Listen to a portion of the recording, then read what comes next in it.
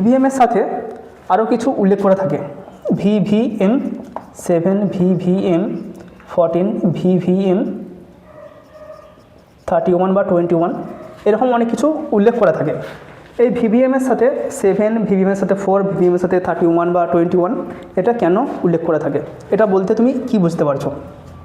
এটা একটা খুব গুরুত্বপূর্ণ, যদি এটা আমরা সিএইচও লেভেলে অনেকটা জানতে পেরেছি। তো এক্ষেত্রে যেটা বলা হচ্ছে যে VVM 21 এটা মানে 37 ডিগ্রি সেন্টিগ্রেড বা আমাদের হোম যে টেম্পারেচার রয়েছে, যে রুম টেম্পারেচার রয়েছে, সেই রুম টেম্পারেচারে আমাদের যে ভ্যাকসিনের গায়ে VVM 21 রয়েছে সেটা যদি 21 দিন পর্যন্ত 37 ডিগ্রি সেন্টিগ্রেডেও থাকে তাহলে আমরা ইউজ করতে পারবো। তার পরবর্তী সময়ে অর্থাৎ যদি সেটা 22 দিন বা 25 দিন হয়ে যায় সেটা কিন্তু নষ্ট হয়ে যাবে, অটোমেটিক্যালি ভিভিএম সেটা শো করবে। সেক্ষেত্রে আমাদের এটা অথবা এটা হয়ে যেতে পারে। অর্থাৎ এই যে VVM 21 বা VVM 7 সেটা উল্লেখ করতে থাকে কতদিন আমরা আমাদের রুম টেম্পারেচারে 37 ডিগ্রি সেন্টিগ্রেডে ওই ভ্যাকসিনটাকে রাখতে পারবো। Hello everyone, welcome Shehran.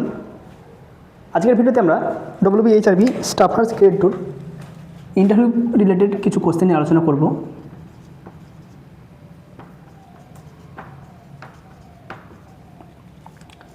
তো যারা ইন্টারভিউ দেবে বা যাদের ইন্টারভিউর নাম অলরেডি চলে এসেছে বিএসসিদের ক্ষেত্রে বা পোস্ট বেসিক বিএসসিদের ক্ষেত্রে,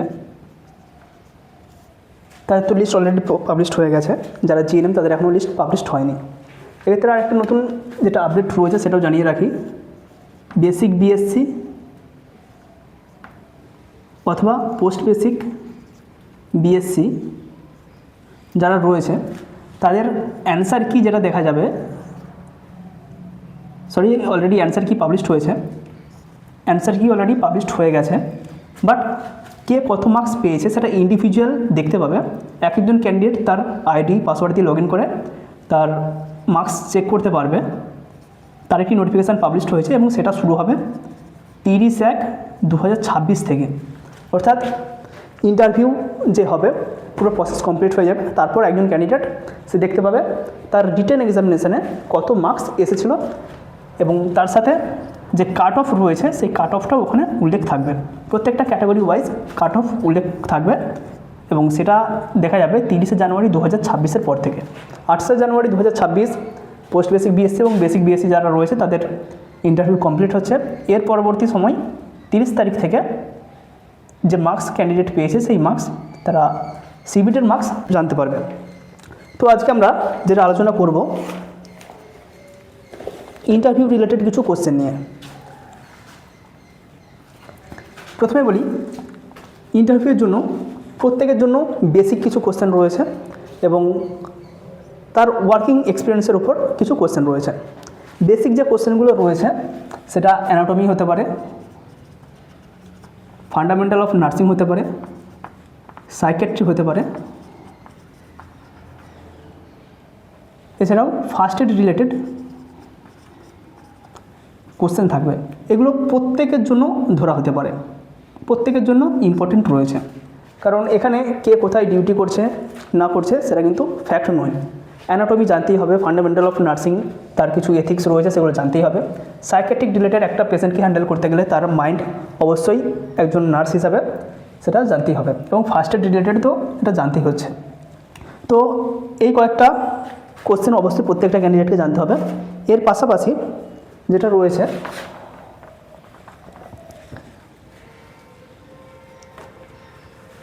যারা সিএইচও রয়েছে, আজকে আমরা তাদের সিএইচও রিলেটেড কিছু কোশ্চেন এখানে আলোচনা করছি।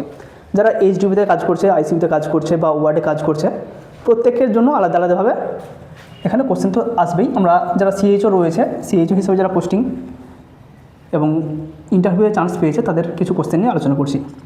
প্রথমেই যেটা জানতে চাওয়া হয় ওয়ার্কিং এক্সপিরিয়েন্স, সেটা প্রত্যেকের জন্যই, যে ওয়ার্ড বা যে রিলেটেড কাজ করছে প্রত্যেকের জন্যই। তো যারা সিএইচও রয়েছে তাদেরকে জিজ্ঞাসা করা হবে সিএইচও হিসাবে তোমার কেমন লাগছে বা সিএইচও যে তুমি কাজটা করছো কতদিন কাজ করছো সে সম্পর্কে তোমাকে কিছু জানতে চাওয়া হতে পারে। তো সিএইচওর এক্সপিরিয়েন্স। নেক্সট সবথেকে গুরুত্বপূর্ণ সিএইচওদের জন্য, এই যে সিএইচও পোস্ট তৈরি হয়েছে, সিএইচও বলতে কী বোঝো বা সিএইচওর একটা মিনিং জানতে চাওয়া হবে, সেক্ষেত্রে আমরা কমিউনিটি হেলথ অফিসার এই টার্মটা ইউজ করতেই পারি। এছাড়াও যেটা জিজ্ঞাসা করা হয়, কেন সিএইচওদেরকে পোস্টিং দেওয়া হচ্ছে? এতদিন তো সিএইচও ছিল না।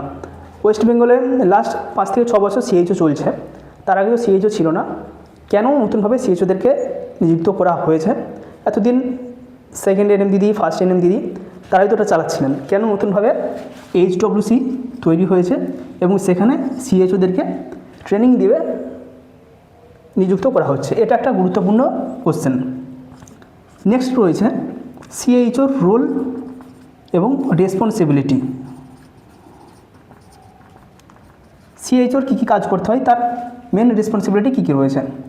নেক্সট রয়েছে সিএইচওর যেটা মেন কাজ আমরা বলে থাকি, এনসিডি রিলেটেড যে পোর্শনগুলো রয়েছে, নন কমিউনিকেবল যে সমস্ত ডিজিজ রয়েছে, সে সমস্ত ডিজিজগুলো ভালোভাবে মনিটর করা, প্রত্যেকটা মানুষকে যারা 30 অ্যাবাভ তাদের স্ক্রিনিং করা, এবং যে সমস্ত নন কমিউনিকেবল ডিজিজগুলো হতে পারে, যেমন হাইপার টেনশান, ডায়াবেটিস এবং ক্যান্সার রিলেটেড যে সমস্ত লক্ষণগুলো লক্ষ্য করা যায়, সেগুলো আমরা স্ক্রিনিং করে আর্লি আইডেন্টিফিকেশান করতে পারি।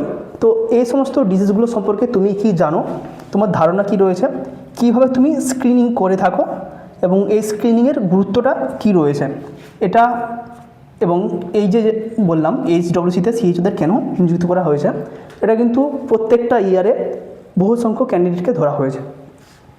নেক্সট রয়েছে আমাদের যে সমস্ত প্রোগ্রামগুলো চলছে, সে সমস্ত প্রোগ্রাম রিলেটেড তোমার ধারণা কী কী রয়েছে। যেমন আমাদের এখন চলছে টিবি, এটা কন্টিনিউ চলছে, কিছুদিন আগে টিবির 100 ডেজ প্রোগ্রাম সেটা শেষ হয়েছে। এছাড়াও চলছে আমাদের ফাইলেরিয়ার প্রোগ্রাম চলছে। তো ফাইলেরিয়া সম্পর্কে যে সমস্ত প্রোগ্রামগুলো চলছে সেগুলো কী কী রয়েছে এবং সিএইচওর কী কী রেসপন্সিবিলিটি রয়েছে, ফাইলেরিয়া সম্পর্কে তুমি কি জানো, টিবি সম্পর্কে তুমি কি জানো, টিবির ড্রাগ এবং ফাইলেরিয়াসিস এই যে একটা ড্রাগ দেওয়া হচ্ছে, সেই ড্রাগ কী কী রয়েছে এবং কী কী দেওয়া হয়।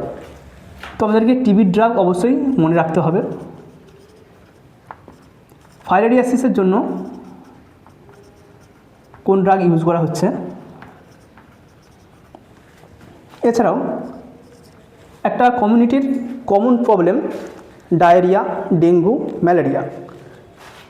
ম্যালেরিয়ার সংখ্যাটা কম থাকলেও ডেঙ্গু এটা কিন্তু পশ্চিমবঙ্গে একটা হেডেক, কারণ কিছু কিছু স্পেসিফিক ডিস্ট্রিক্ট রয়েছে বা আমাদের শহরাঞ্চল রয়েছে, সেখানে কিন্তু এই ডেঙ্গুর প্রাদুর্ভাব প্রচণ্ড বেশি এবং এই ডেঙ্গুর জন্য অনেক জায়গাতেই পাবলিকের ডেথ পর্যন্ত হচ্ছে। তো এখানে ডেঙ্গু হলে কি করবে, ফার্স্ট স্টেজে আমাদের করণীয় কী কী রয়েছে, বা হঠাৎ করে যদি ডেঙ্গুর আউটব্রেক হয় সেক্ষেত্রে সিএইচও হিসাবে কী রোল পালন করবে, সেটা কিন্তু আমাদের খুব গুরুত্বপূর্ণ। এটা ডেঙ্গু রিলেটেড গেল। ম্যালেরিয়া রিলেটেড যে ড্রাগ রয়েছে, কোন কোন ড্রাগ ইউজ করা হয়, কী কী ড্রাগ এবং কোন কোন ড্রাগ কন্ট্রাইন্ডিকেটেড রয়েছে, সুতরাং আমাদের ড্রাগের পোর্শনটা পুরোটা ভালোভাবে মুখস্থ রাখতে হবে। নেক্সট রয়েছে আমাদের লেপ্রসি। তো এই যে কমিউনিকেবল ডিজিজের মধ্যে লেপ্রসি রয়েছে, লেপ্রসির ড্রাগটাও গুরুত্বপূর্ণ। এক্ষেত্রে লেপ্রসির ড্রাগের তুলনায় আমাদের যে স্ক্রিনিং পার্ট রয়েছে, লেপ্রসির স্ক্রিনিং পোর্শনটা বেশি গুরুত্বপূর্ণ। কীভাবে স্ক্রিনিং করা হয়, কীভাবে সাসপেক্ট করা হয় এবং আমাদের ম্যানেজমেন্ট, যেটা আমরা ট্রিটমেন্টের ক্ষেত্রে বা ড্রাগের ক্ষেত্রে আসতে পারি, এগুলো আমাদেরকে পড়ে রাখতে হবে। এছাড়াও রয়েছে সিভিএ। হঠাৎ করে কারো সিভিএ হলে বা স্ট্রোক হলে আমরা কি ম্যানেজমেন্ট করতে পারি বা তাদেরকে আমরা কিভাবে এটা থেকে প্রিভেন্ট করতে পারি। তো হাইপারটেনশন রিলেটেড স্ক্রিনিং আমরা যেগুলো করি সেটা যদি আমরা ঠিকঠাকভাবে করতে পারি, অনেকাংশে আমরা এই সিভিএকে এড়িয়ে যেতে পারবো বা সিভিএ আমরা প্রতিরোধ করতে পারবো। তো এই সমস্ত রিলেটেড কিছু কোশ্চেন আমাদের আসবে, সেগুলো নিয়ে আমরা পরবর্তীকালে আলোচনা করছি। এছাড়াও রয়েছে একটা গুরুত্বপূর্ণ প্রোগ্রাম যেটা NAFLD, non alcoholic fatty liver disease, যে সমস্ত ডিজিজগুলো রয়েছে non alcoholic fatty liver disease. এছাড়াও স্টেমি, যারা সিএইচওর পরীক্ষা দিচ্ছে তাদের ক্ষেত্রেও এই স্টেমি এবং NAFLD এই দুটো থেকে কোশ্চেন আসছে।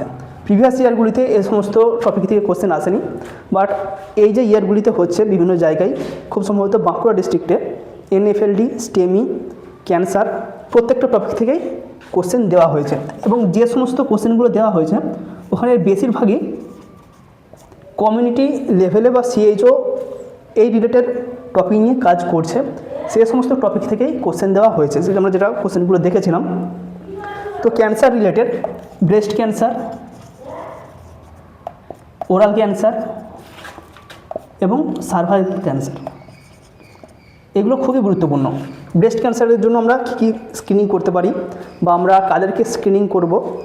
সার্ভাইকাল ক্যান্সারের জন্য কমিউনিটি লেভেলে বা একটা HWCতে কোন টেস্ট করা হয়, VAI এটাও করতে হয়। সার্ভাইকাল ক্যান্সার, ওরাল ক্যান্সার এবং ব্রেস্ট ক্যান্সার আমরা একটা পেশেন্টের কত বছর ছাড়া ছাড়া এই স্ক্রিনিংটা পারফর্ম করতে পারি, আমরা কি প্রত্যেক বছর VAI করতে পারি, আর যদি না পারে থাকি কেন পারি না, এবং VAI কীভাবে করা হয়, প্রত্যেকটা টপিক আমাদের খুব গুরুত্বপূর্ণ রয়েছে।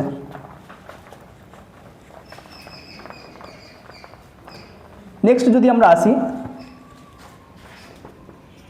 অ্যান্টিনেটাল বা ANC রিলেটেড, তো এখানে যেটা আগের বছর ধরা হয়েছিল যে কতগুলি ANC একজন গর্ভবতী মা কতগুলি ANC বা অ্যান্টিনেটাল চেক আপ অবশ্যই নিতে পারবে বা নেওয়া উচিত। নেক্সট এই যে এখানে 4টে ANCর কথা বলা হয়, তার মধ্যে যেন মিনিমাল একজন ডাক্তার তাকে দিয়ে পারফর্ম করানো হয় বা তিনি যেন একটা ANC চেক আপ করে থাকেন, এটা আমাদেরকে এনশিওর করতে হবে। তো কেন এই 4টে ANC বা একটা ডক্টরকে দিয়ে ANC চেক আপ কেন করানো হচ্ছে, এর গুরুত্ব কী?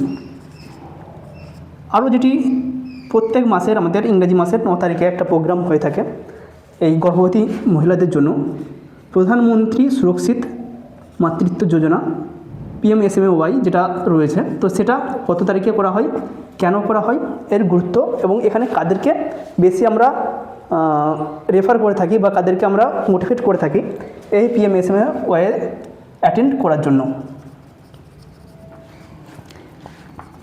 নেক্সট আমাদের রয়েছে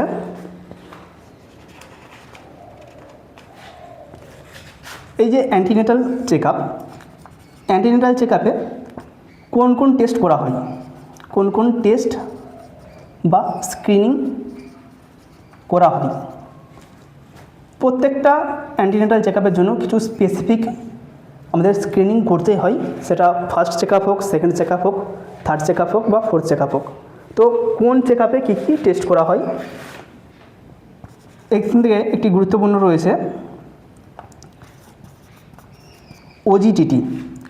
OGTT কি, এর ফুল ফর্ম একদম গুরুত্বপূর্ণ, এবং এই OGTT সম্পর্কে অনেক কিছু জানতে চাওয়া হয়। এই OGTTতে কী থাকে, কীভাবে টেস্ট করা হয়, কখন কখন টেস্ট করা হয়। OGTT একটা ANC-তে দুবার চেক করা হয়, যখন রেজিস্ট্রেশন হতে আসছে অর্থাৎ আর্লি রেজিস্ট্রেশনের সময় এবং আফটার 24 উইকস দুবার চেক করা হচ্ছে।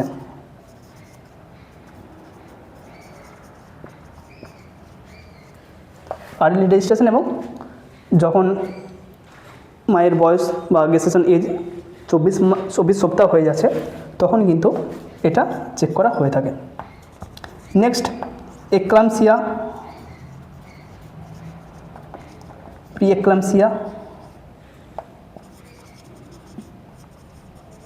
এগুলো গুরুত্বপূর্ণ রয়েছে। নেক্সট রয়েছে আমাদের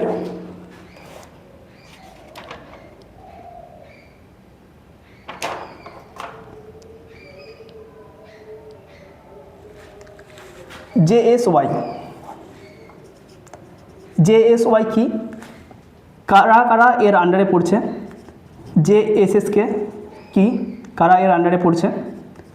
নেক্সট এছাড়াও এখন যে সমস্ত প্রোগ্রাম থেকে মা বা গর্ভবতী যিনি রয়েছেন তিনি যে সমস্ত জায়গা থেকে টাকা পেতে পারেন সে সমস্ত প্রোগ্রামগুলির নাম কি কি রয়েছে। স্বাস্থ্যসাথী রিলেটেড কিছু কোশ্চেন আগেরবারে করা হয়েছিল। স্বাস্থ্যসাথী প্রোগ্রামে আন্ডারে কী কী সুবিধা একজন মানুষ পেয়ে থাকে এবং কী কী ক্ষেত্রে এই স্বাস্থ্যসাথীকে আমরা ব্যবহার করতে পারি।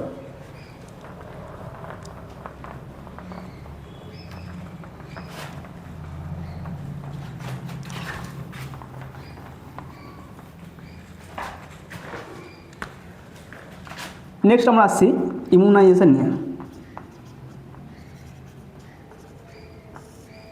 তো ইমিউনাইজেশন রিলেটেড আমাদের ফুল যে 1 থেকে বা 0 ডেজ থেকে বলতে পারি 1 ইয়ার পর্যন্ত বাচ্চাদের ভ্যাকসিন শিডিউল রয়েছে, সেই শিডিউলটা মুখস্থ করতে হবে। এটা কিছু করার নেই, কারণ কাকে কোথা থেকে কি ধরবে সেটা কেউ বলতে পারছে না। আপাতত 1 ইয়ার এটা অবশ্যই গুরুত্বপূর্ণ। এছাড়াও বাকি যেগুলো রয়েছে 5 বছরে কী দেওয়া হয় বা বুস্টার কখন কখন দেওয়া হয়, একটা স্পেসিফিক ভ্যাকসিনে তোমাকে নাম দিয়ে দেওয়া হলো, ডিপিডি বুস্টার 1 কখন দেওয়া হয়, ডিপিডি বুস্টার 2 কখন দেওয়া হয়, বা আমরা বিসিজি কখন দিই। তো এখান থেকে পুরোটাই লিস্ট আমাদেরকে মুখস্থ করতে হবে। আশা করি যারা কাজ করছে তাদের এটা অসুবিধা হওয়ার একটা প্রবলেম নয়। নেক্সট আমাদের লাইভ ভ্যাকসিন কোনগুলি?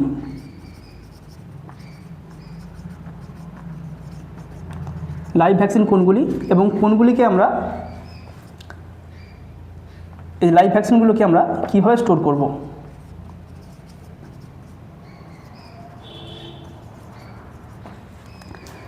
নেক্সট এই যে লাইভ ভ্যাকসিন আমরা দিচ্ছি, এটা তো আমাদের ভ্যাকসিন ক্যারিয়ারের মাধ্যমে আমাদের যেখানে ভ্যাকসিনেশান হচ্ছে বা সাইটে ভ্যাকসিনেশান সাইটে পৌঁছে দেওয়া হলো।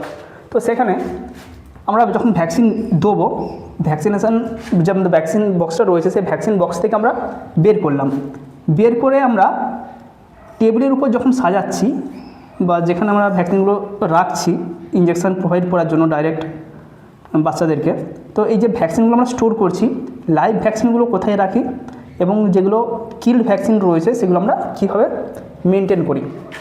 আমাদের যে ভ্যাকসিনের সঙ্গে আইস প্যাকগুলো দেওয়া হয়, এই আইস প্যাকের ওপর অবশ্যই লাইভ ভ্যাকসিনগুলো থাকবে, ঠিক আছে।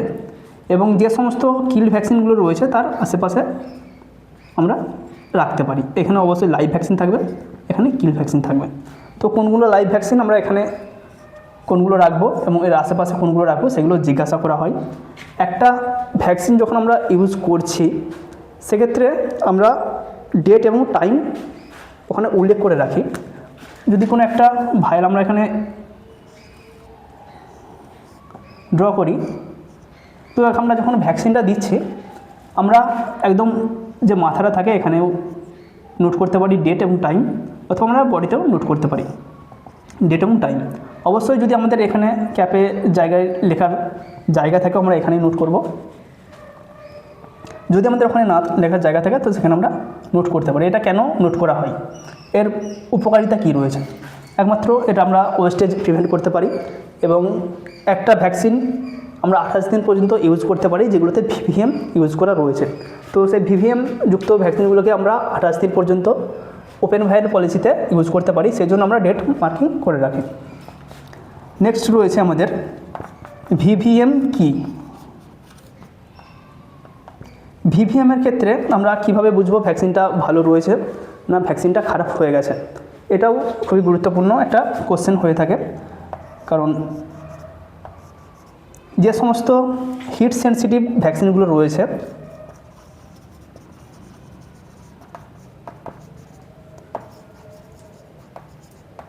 সেক্ষেত্রে আমরা ভিভিএম ব্যবহার করে থাকি এবং এর মাধ্যমে আমরা বুঝতে পারি সেটা ওভারহিটেড হয়ে গেছে কিনা এবং সেটা আর ইউজ করা যাবে কিনা বা তার প্যাটেন্সি আদৌ ঠিকঠাক আছে কিনা এটা জানার জন্যই আমরা ভিভিএম ইউজ করে থাকি।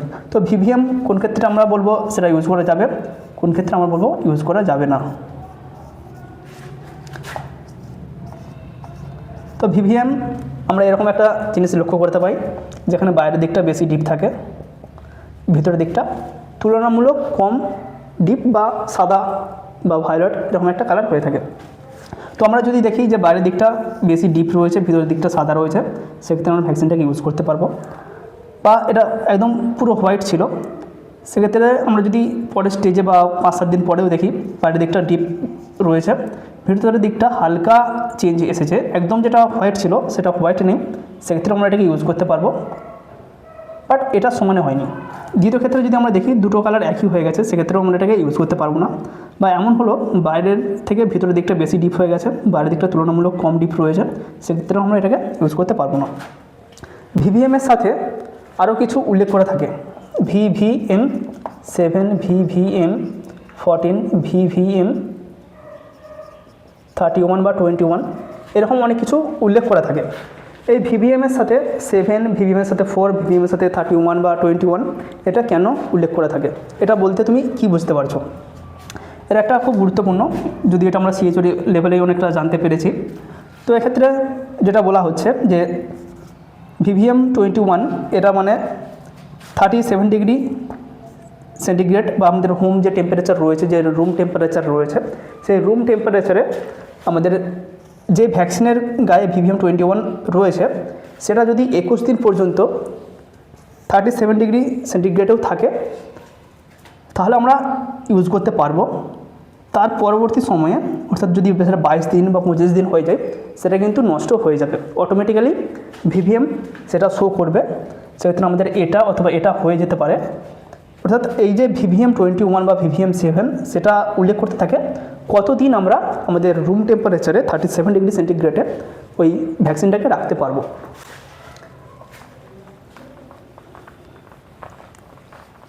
আরও ইমিউনাইজেশন রিলেটেড অনেক কিছু রয়েছে, প্রত্যেকটা জায়গা থেকে তুলে দিতে হতে পারে। সব থেকে বেশি দিন কোন ভ্যাকসিন দেওয়া হতে পারে, ম্যাক্সিমাম একটা বাচ্চা তার ইন্ডিকেটেড যে ভ্যাকসিনটা রয়েছে সেটা যদি তার সময় মতো না নিয়ে থাকে, তার যে বয়সে নেওয়া উচিত ছিল, ধরো 7 বছর বয়সে সেটা নেওয়া উচিত ছিল, বাট সেটা সে নিতে পারেনি, তো কোন ভ্যাকসিন রয়েছে যেটা ম্যাক্সিমাম সময় পর্যন্ত আমরা দিতে পারি? এক্ষেত্রে হবে আমাদের যেই আমরা ম্যাক্সিমাম 15 বছর বয়স পর্যন্ত দিতে পারি। আমাদের যেই দেওয়া হয় 9 থেকে 12 মাস এবং 16 থেকে 24 মাস।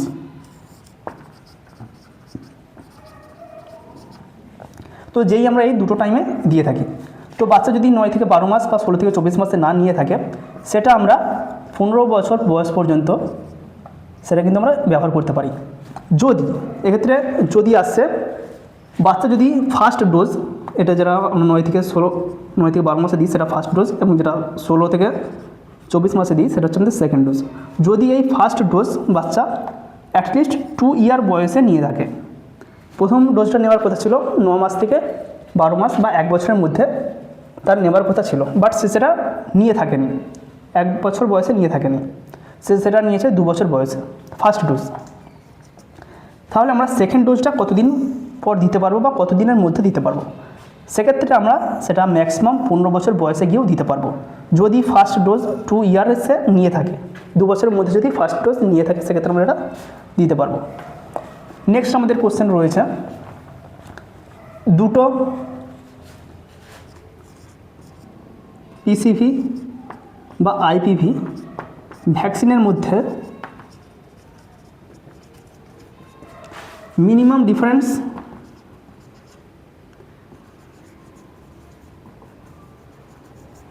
কতদিন হতে হবে?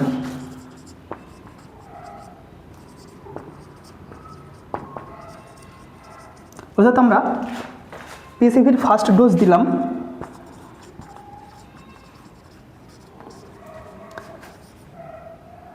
9 মাসে, বাচ্চা এর আগে পিসিভির ডোজ নেয়নি, বাচ্চা প্রথম ডোজ নিয়েছে 9 মাস, পিসিভির ফার্স্ট ডোজ নিয়েছে 9 মাসে, তাহলে আমরা এর সেকেন্ড ডোজ মিনিমাম কত দিন পর দিতে পারবো? এক্ষেত্রে অ্যান্সার হবে আমাদের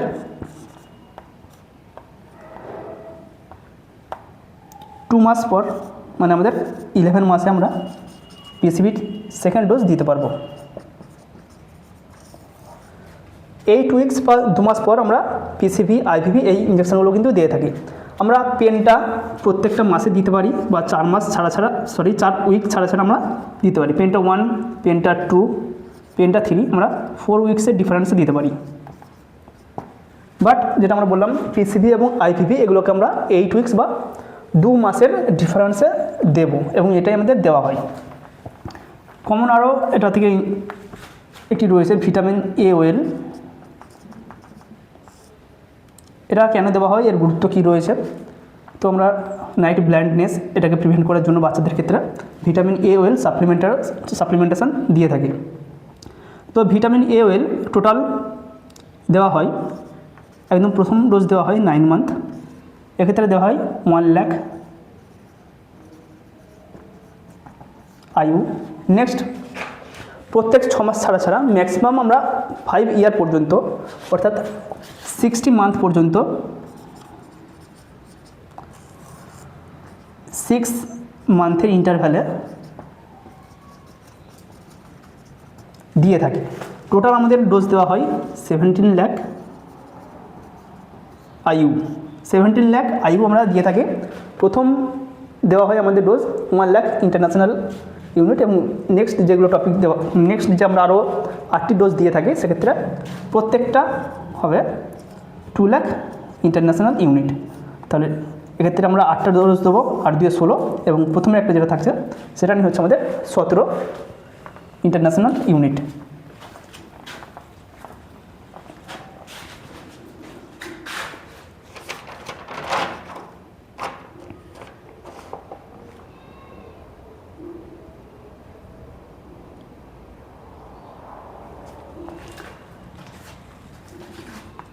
হেলথ এবং ওয়েলনেস সেন্টারে কতগুলি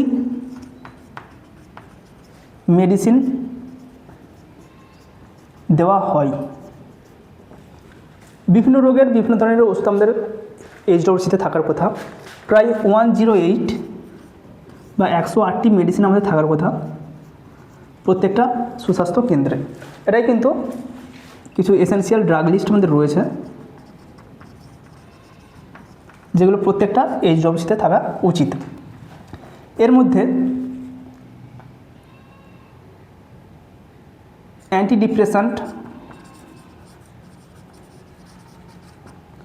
কোন ড্রাগ এইচডব্লিউসিতে অ্যাভেলেবেল থাকে?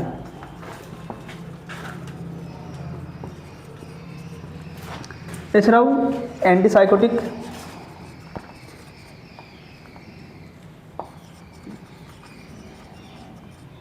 কোন ড্রাগ এইচডব্লিউসিতে অ্যাভেলেবেল থাকে? তো প্রত্যেকটা অ্যান্টিসাইকোটিক, অ্যান্টিডিপ্রেসেন্ট, এছাড়াও আমাদের এইচটিএন, ডিএম, এই যে ড্রাগগুলো রয়েছে, সেই ড্রাগগুলো কী কী ড্রাগ আমাদের অ্যাভেলেবেল থাকে, তার মোড অফ অ্যাকশান আমাদেরকে জানতে চাওয়া হতে পারে। তো এইচটিএনের জন্য আমরা কী কী ড্রাগ ব্যবহার করে থাকি, ডায়াবেটিসের জন্য আমরা কী কী ব্যবহার করে থাকি, এগুলো কিন্তু আমাদের কোশ্চেন আগেরবার ধরা হয়েছে এবং এবারেও ধরা হতে পারে। নেক্সট আমাদের রয়েছে কোল্ড চেন থেকে কিছু কোশ্চেন করা হতে পারে। যারা সিএইচও রয়েছে, তো কোল্ড চেন সম্পর্কে আমাদেরকে অবশ্যই জানতে হবে। আমরা যারা সিএইচও রয়েছে তাদেরকে অবশ্যই কোল্ড চেন সম্পর্কে জানতে হবে। কোল্ড চেনে কীভাবে সিকোয়েন্সে আমাদের ভ্যাকসিনগুলো সাজানো থাকে, তো সেটা আমাদের অবশ্যই জানতে হবে। কোথায় কোন ভ্যাকসিন থাকে, একদম সবার নিচে থাকে আমাদের ওপিভি, ওরাল পোলিও ভ্যাকসিন, কারণ এটা সবথেকে হিট সেন্সিটিভ ভ্যাকসিন।